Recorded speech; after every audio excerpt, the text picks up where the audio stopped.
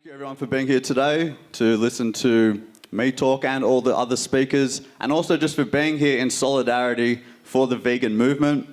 It's so important that we stick together, that we help each other so that we can better help the animals.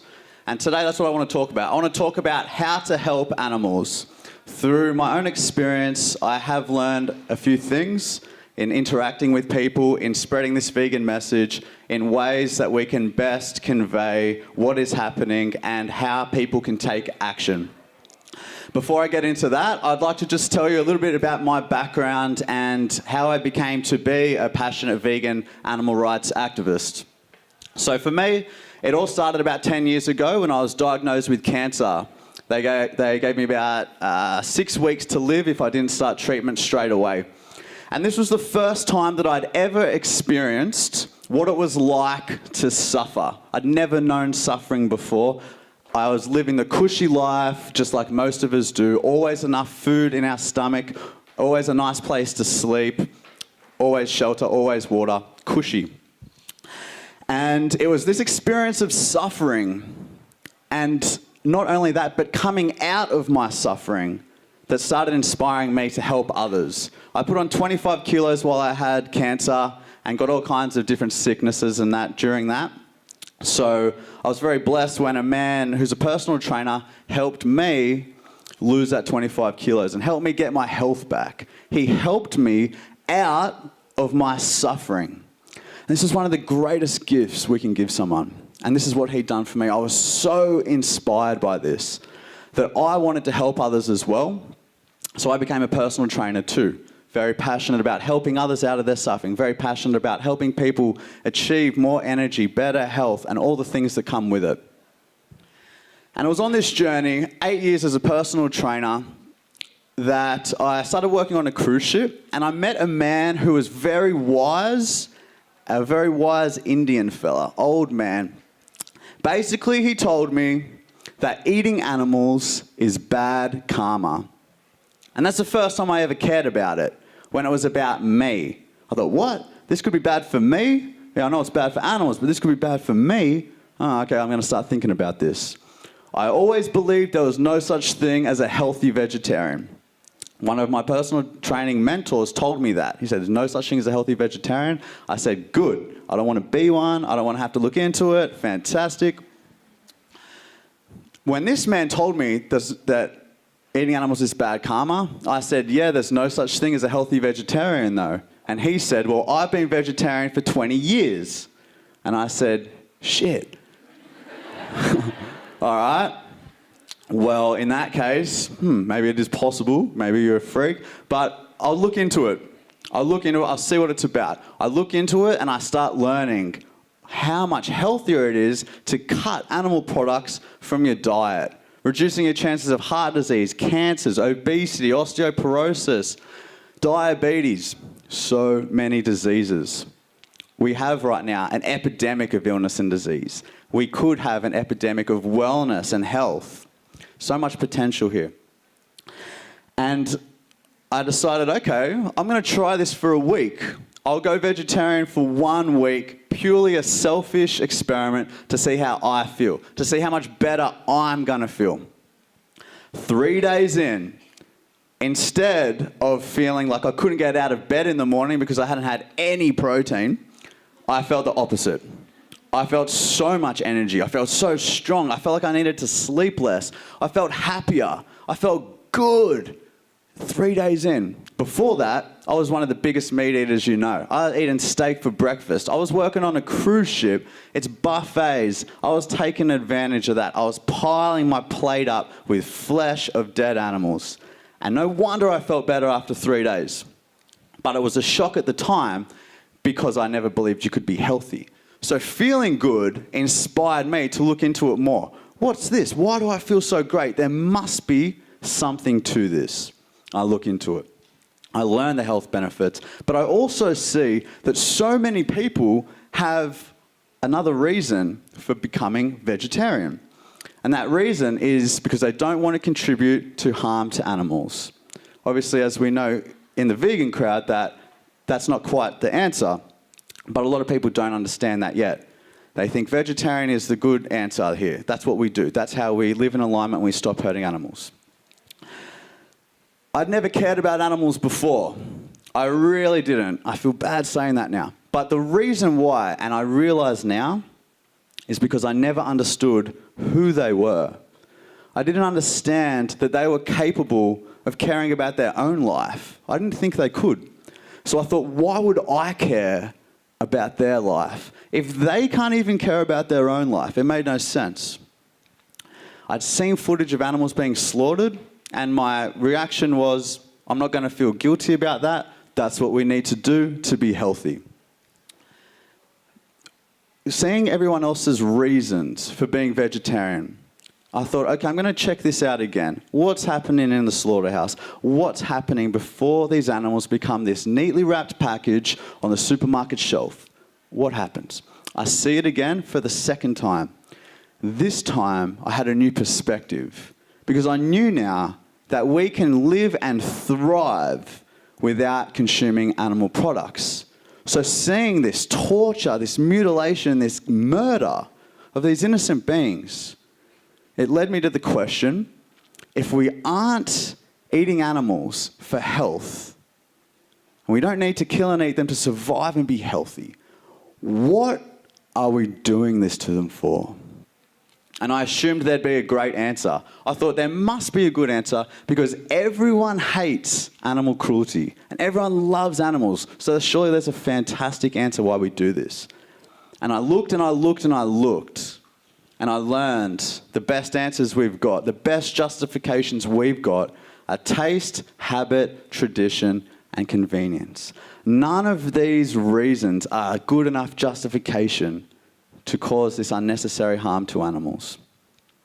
And I didn't care about animals, but I know injustice when I see it. I know unnecessary violence when I see it. I know oppression when I see it. And they are not the types of qualities I want to be.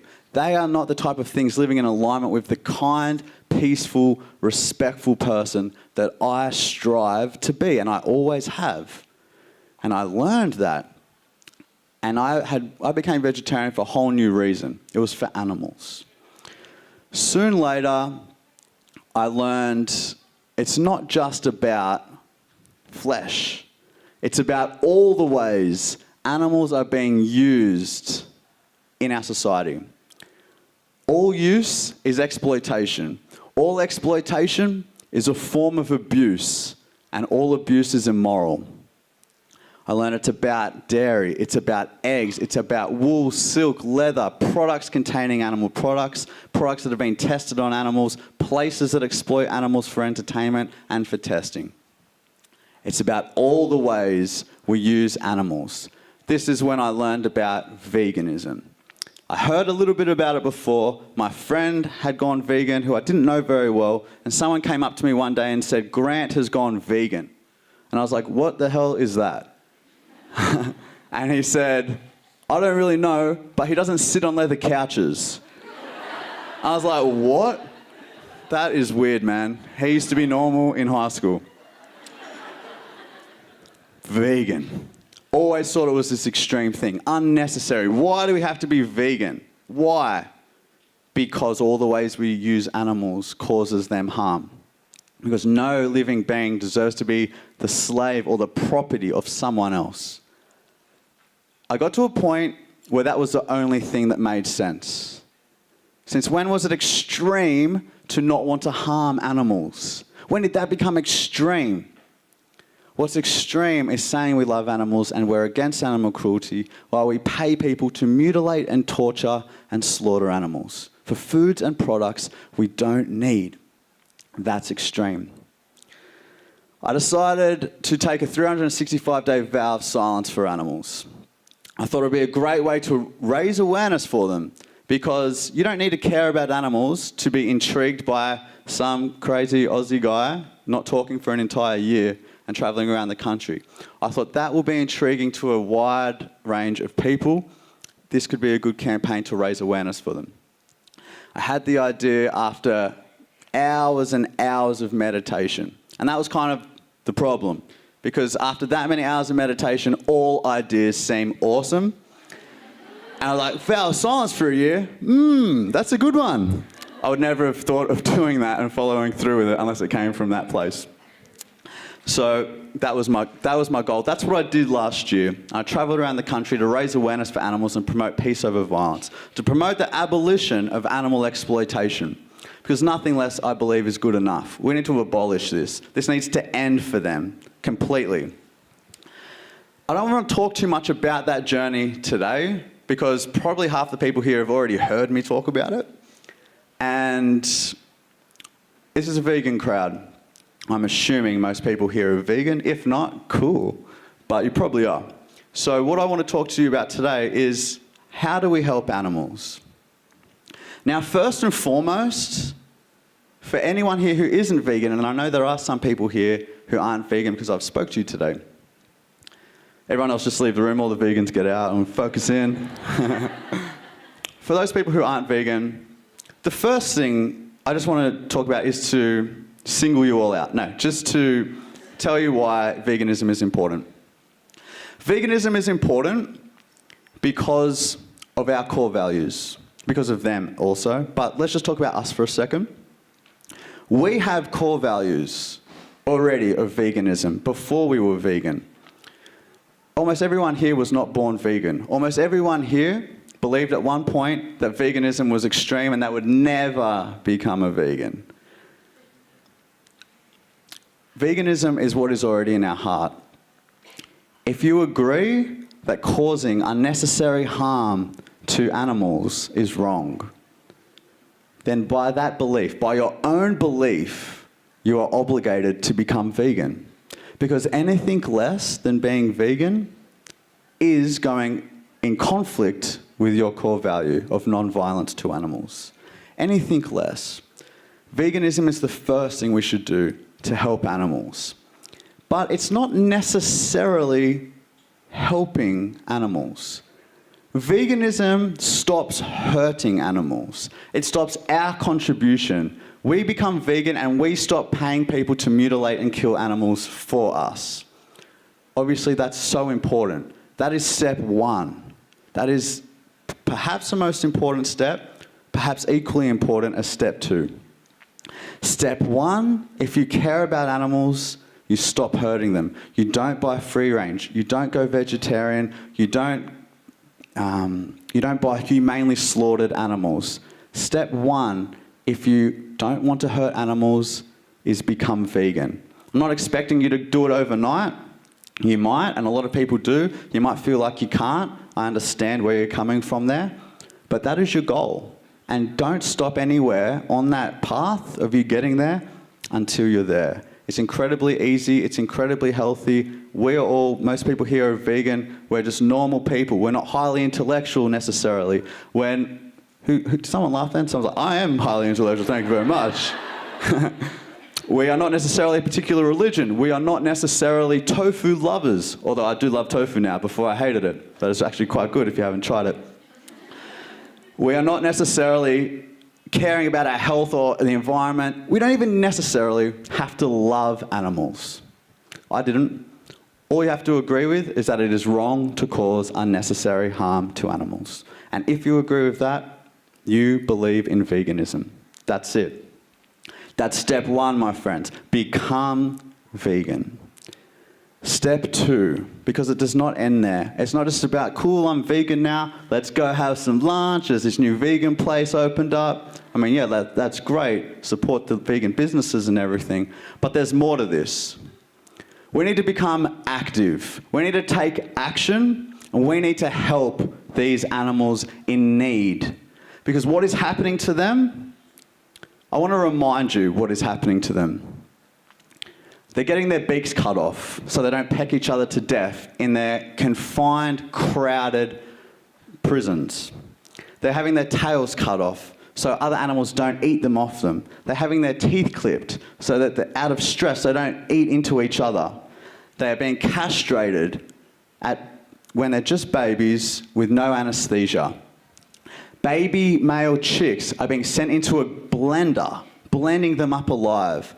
Baby boys in the dairy industry are being sent to the slaughterhouse to have their throats slit because they do not produce milk. Their mums are hooked up to painful milking machines and forcibly impregnated, and their babies are taken from them, and all of these animals end up at the same slaughterhouse, humanely slaughtered, which, as we know, means nothing for animals. Humane means to show compassion. There is never a compassionate way to exploit someone. There is never a compassionate way to kill someone who wants to live. There's no humane slaughter.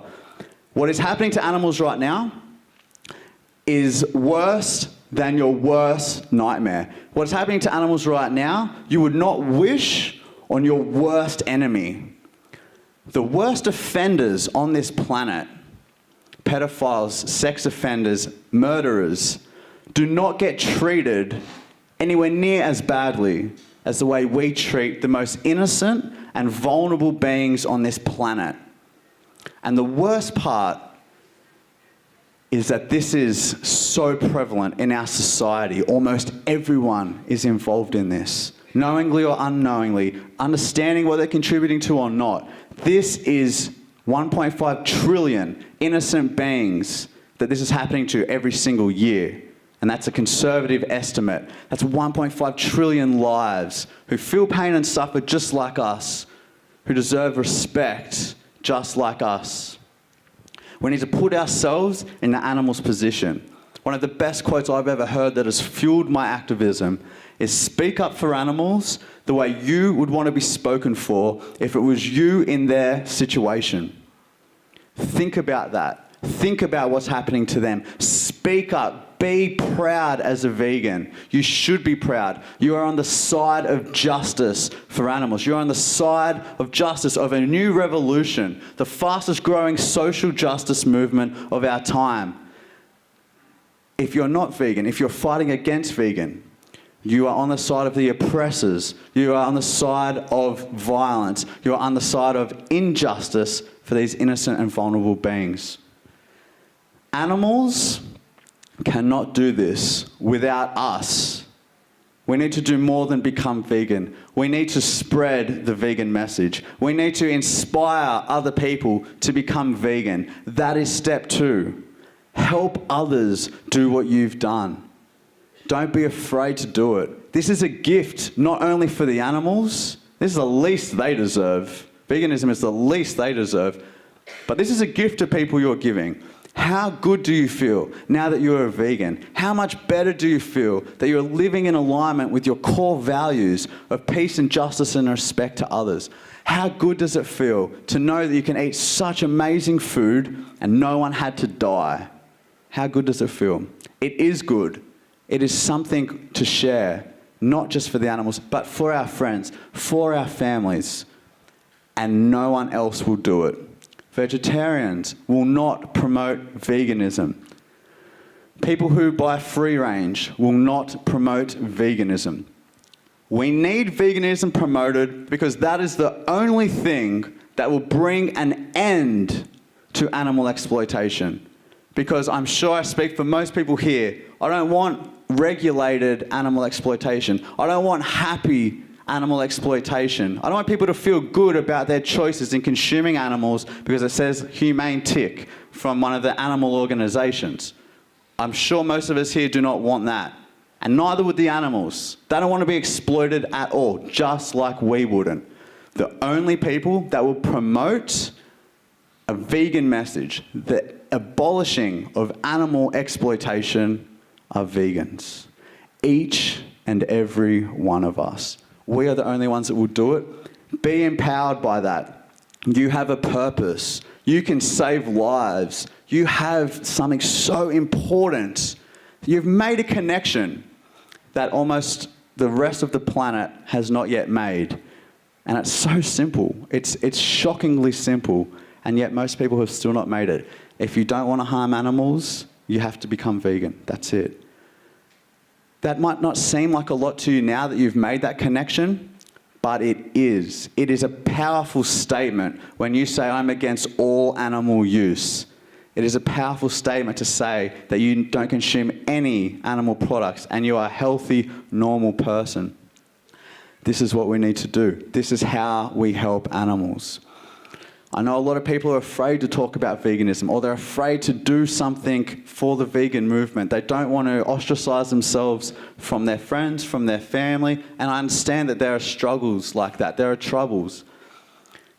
I would recommend the first thing you do, the very first thing, is to remember that our friends and our family and every other person who is not yet vegan on this planet is not our enemy. They are not our enemies. They cannot help it.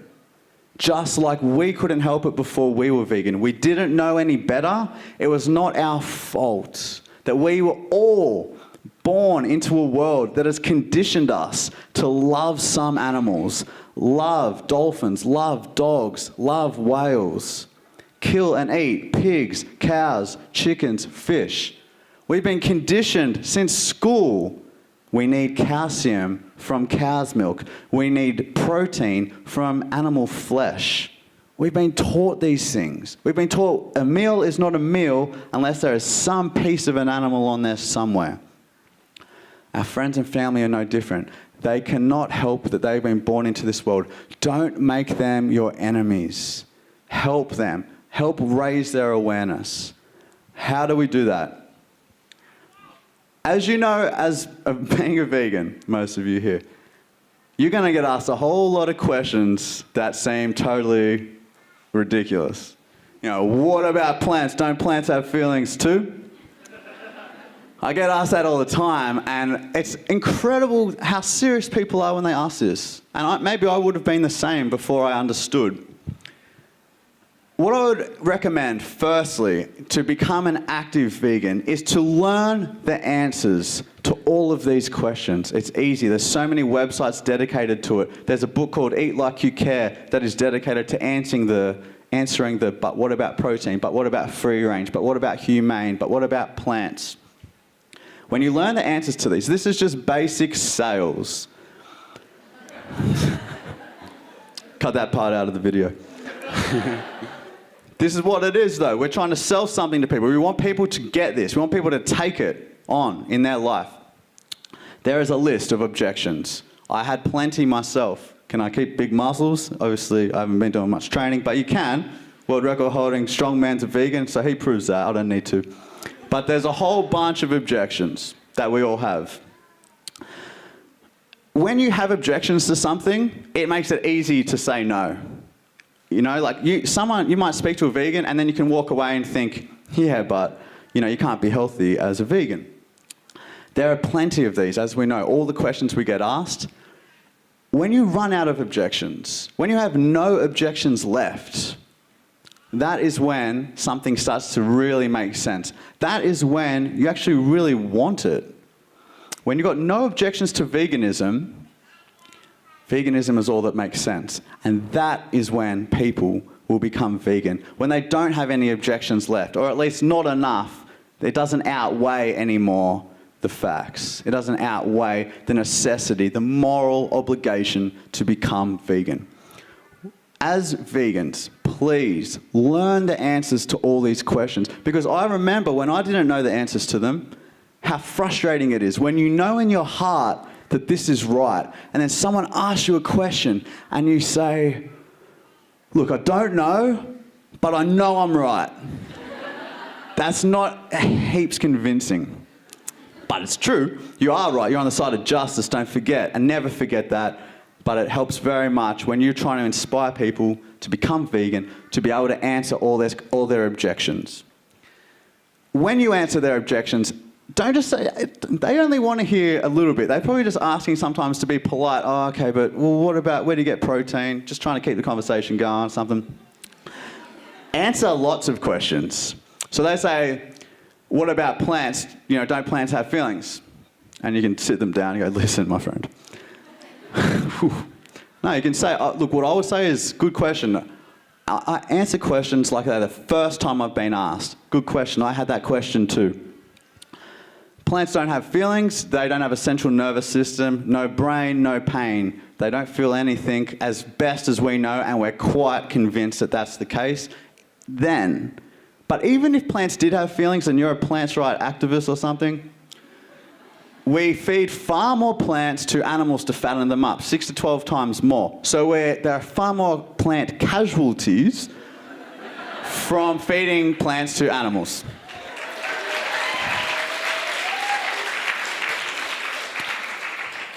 So you've answered two things there. We're wasting so much food. Then you can talk about, and all this grain, all this food that we're giving these animals, often we're importing this food from countries with the highest problems with starvation and malnutrition. In fact, all this food we are wasting, giving to animals to fatten them up, and only getting so little food in return. All that food we could use so much more effectively, so much more efficiently. We could stop wasting it, and we could start putting it to these places who really need it, or leaving it there. You've answered 3 questions there. They're like, oh God, I wasn't expecting all that. When someone says, where do you get protein? You can go, good question. That's what everyone wants to know.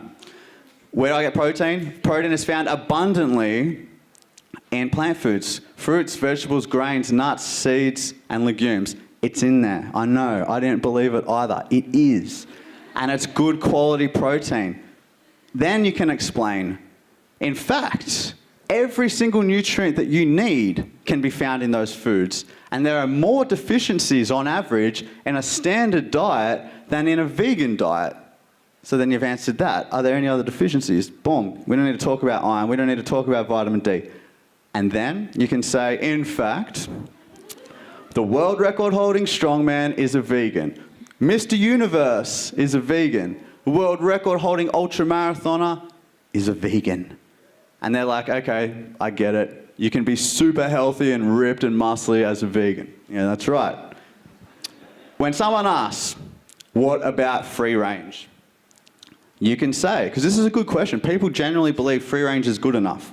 You can say, there is no use of animals that is okay. All animal use is exploitation, and it is all wrong. No matter how good these animals might have it, even though free range usually means next to nothing for animals, no matter how good they might have it, they all end up at the same slaughterhouse.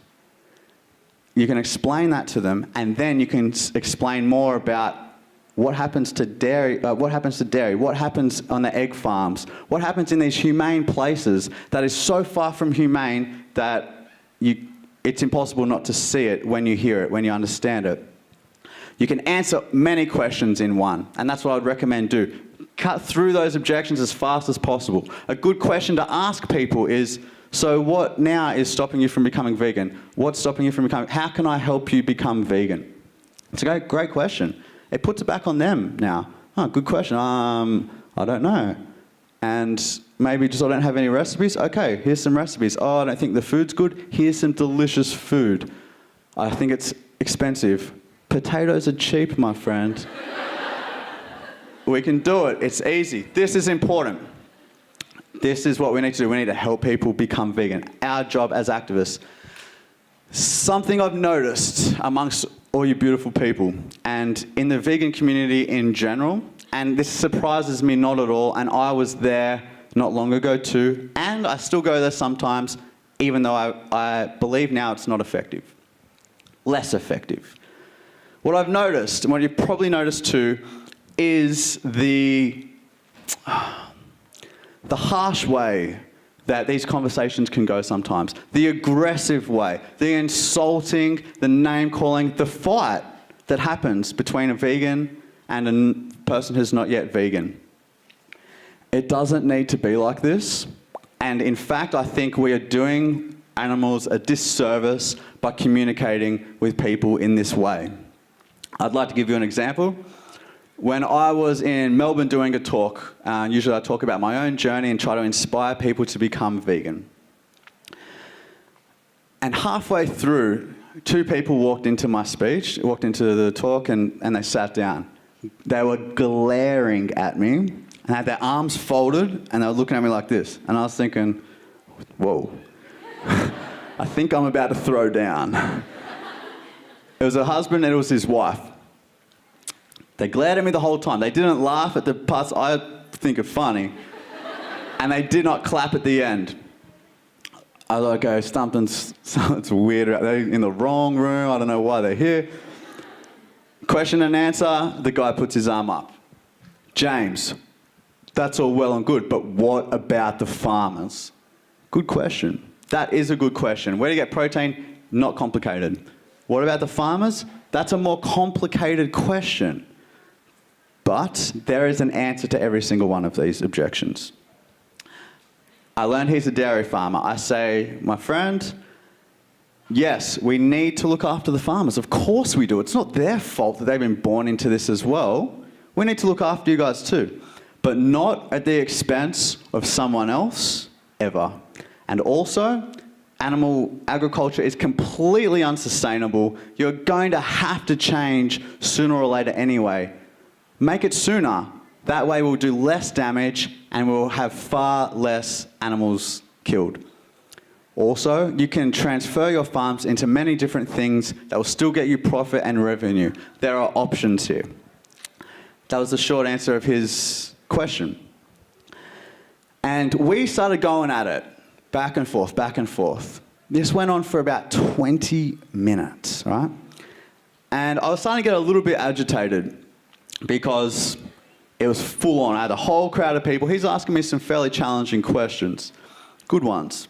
And at the end of the day, we should never put profit over valuing someone's life. And that was my bottom line there. But other people started to chime in and they started to say their piece. And I try to be respectful. I try to be kind and understanding that this person is not the enemy. The system is the enemy. The paradigm that animals are here for us to use is the enemy.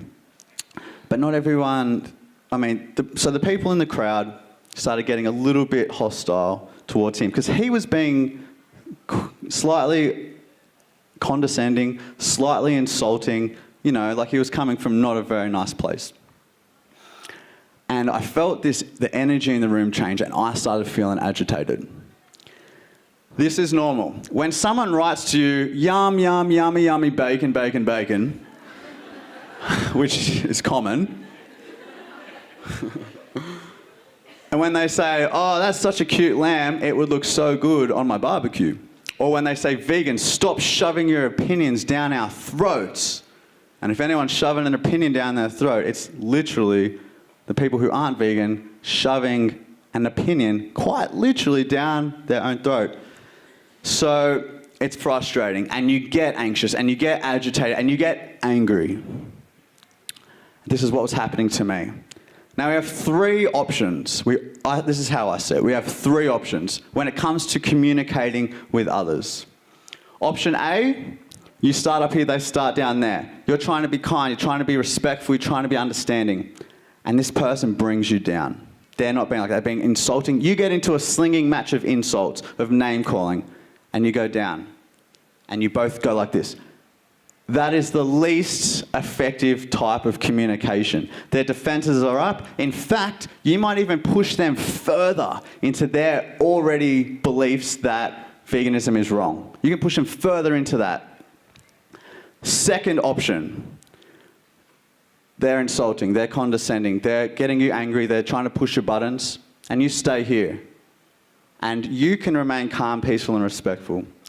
This is a better form of communication because you are keeping your cool, you are sticking to the facts, and they kind of look a bit silly. Better. The third, the effective form of communication, and this will happen to you. I'm telling you that because it's happened to me. We can bring people up. They can bring you down, we can bring them up. If you stay respectful of this person as an individual, if you respect that they have an opinion that is differing to yours, you don't need to respect the opinion, but you can respect that they have it. And you can treat this human who is a victim of this conditioning, just like we were, with understanding. When they're throwing these insults at you, they're not gonna know, okay, this isn't really fun, this person isn't biting, they're not playing my game, and they look way more chill. I'm gonna come up there. Then you can have effective communication. You can plant seeds. This is where the seeds that are planted sprout into something special. With this man, I felt, and that sounds easy. I know I'm saying it's easy. Let me explain how to do that. This man and the vibe of the room started changing. I got agitated and I felt it, and I felt like we were all kind of dropping down there to have a fight. And something I've learned through hundreds of hours of meditation is that when we have an uncomfortable sensation, we want to run from it. We don't want to feel it. We want to escape, or we want to resist it. I don't want to feel like this. I feel so angry. I hate this feeling. We fight it. A better technique to come out of that suffering and to not add layers. You're already feeling it. Don't add another layer by saying, and I don't want to feel like this. Another layer of resistance. When you feel like that, when someone's pushing your buttons, getting you mad about whatever, bacon and all that, you can say, you go into yourself. Don't run from it. Feel it. What does that sensation feel like? What does that anger feel like? Observe it. Don't run. And when you observe it, you teach yourself that you can handle it. You teach yourself you don't need to run. You don't need to go down to that level. You're not going to help the animals down there. Not very much. Maybe, but rarely. You stay cool. And this is what happened in this situation with this. They were dairy farmers. And I went into this place. I'm like, okay, hang on. And I just felt what was going on. I just accepted it, that there's agitation. It's okay. And I went to this Buddha place, man. Buddha as. I was like, whew. Listen, my friend. I understand where you're coming from. I used to feel just the same. I understand you're resistant to this conversation because it's questioning values that you've had for a long time. I fully understand that, but understand where we're coming from, that this is wrong, what is happening to them. Profit is not a good justification for enslaving, torturing, and killing innocent beings, etc., etc. I said, sorry, I've got to stop with you. We've been going for 20 minutes. There's other questions here. Answered a few more questions. The next question was, how do you stay so calm? Good question. That's what I'm trying to teach you right now. And this is a question I get asked a lot on online communication as well. So after that, I was chilling, talking to some people. He comes over with his wife. His wife was glaring at me at least as much as he was. He comes over, shook my hand. He goes, James, what about this? James, what about that? A few more questions. Fair enough. A long list of objections. I answered his questions. He said, well, you've just got an answer for everything, don't you, buddy? I said, well, there is an answer for everything, man. And he said, well, maybe I'll call you later if I've got more questions. And I said, well, I'll be hanging by the phone, man. Shook my hand. He said, he smiled. I mean, during our conversation, with anyone else was getting a bit involved, he was getting angry. He almost stormed out of there a few times. He smiled, he shook my hand, we had a joke. His wife said to me, thank you for opening our eyes to this way of thinking. And I was like, no worries. It is a powerful way to communicate when you remember that they are not the enemy. I have some quotes that help me so much when it comes to communication. And it's, hate the sin, but love the sinner. If someone is doing something that you don't agree with, if someone you love is purchasing animal products, you can say, I love you, I respect you, I will never respect your decision to pay people to harm animals for you, but I love you. You don't need to hate the whole person, it's just that action. Don't blame and shame people. Inform and explain. That was a quote that just slipped out of my mouth one day, and I was like, oh, I want to write that down. That rhymed. That was good. Don't blame and shame, inform and explain. The facts are powerful enough. The truth is powerful enough. You do not have to lie. You do not have to yell. You don't have to make someone feel terrible. The facts will do that themselves. Don't blame and shame, inform and explain. Thirdly, hate sin, love the sinner, shame. Forgive them, for they know not what they do. Forgive them. It's not their fault. Please try to remember that when we're dealing with these people. These two dairy farmers walked out of that talk that day with a smile on their face, with a good taste in their mouth about vegans, thinking, whoa, there's actually something to this whole vegan thing. They could have walked out of there, and they nearly did, thinking, oh, vegans, oh my God, I can't wait to tell all my friends what idiots, they make no sense, I hate them, they're so angry. There is an angry vegan vibe, yes. And some activists are effective in this aggressive approach. And I'm not saying, look, if that resonates with you, cool, do it. Do I think that's the way that we're going to reach the most amount of people? I don't. Through my own experience, that's not the case. We reach people when we talk to them with understanding. That has been my experience. And I believe for most people here who are peaceful, kind, respectful people, talk to them in the way that you wish someone spoke to you before you were vegan. And if a kind way resonates with you, okay, do what feels right for you. But I do believe that the best way is to come from a peaceful place. This is something that we all have a responsibility for. As Einstein said, those who have the privilege to know have the duty to act. Every single person here who has made the connection has a duty to act on behalf of animals. And take that seriously, because this is not some mundane diet choice. This is the difference between enslavement and freedom, between torture and peace, between death and life. This is serious, and you understand it, and you are a part of this revolution. One person does make a difference, and together we are changing the world. Thank you.